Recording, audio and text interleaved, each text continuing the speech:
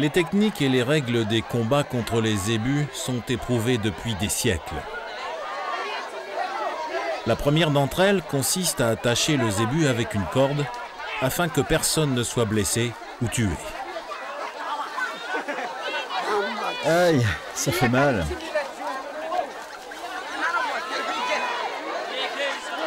Hé toi, viens par ici avec le zébu.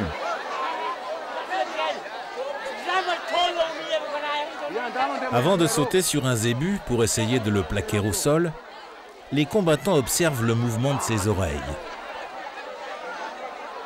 Si elles sont dirigées vers l'avant, alors l'animal foncera devant lui. Si ses oreilles sont dirigées vers l'arrière, cela signifie que le zébu observe, qu'il surveille sans intention d'attaque immédiate. Pour mieux le tromper, une personne est chargée de faire diversion. Quand toutes les conditions sont réunies, un combattant prend son courage à deux mains et se jette sur lui.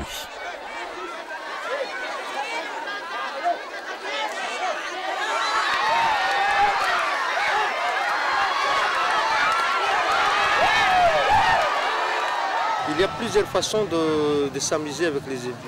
Mais dans 70% des cas, c'est la bosse. Parce que c'est l'endroit où c'est plus facile à attraper sur les zébus pour éviter les coups de cornes.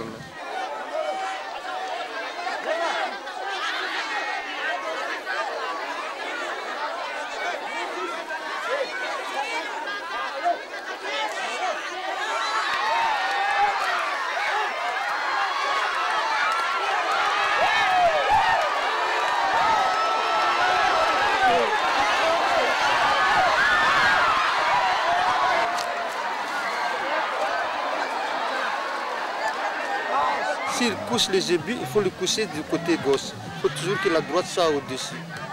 Et ça, c'est pas des raisons religieuses ou de tabou, mais c'est une raison de sécurité. Parce que la partie gauche du zébu est très faible, donc il ne peut plus se mettre debout. Lâche-le! Fais attention! Lâche-le!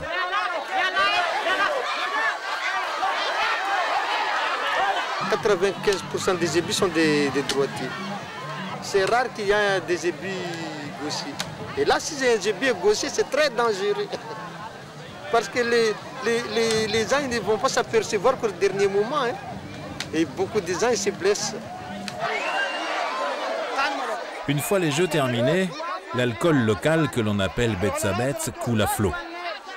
C'est du jus de canne à sucre fermenté au goût légèrement amer.